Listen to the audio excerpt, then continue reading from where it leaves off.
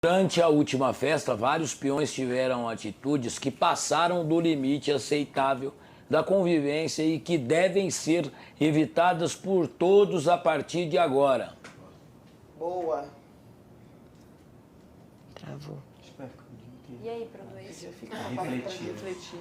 Por uma ação específica que colocou em risco a integridade física de outros participantes, a Pioa Martina foi expulsa do programa e está fora do jogo. Jogou, quase atingiu o muro.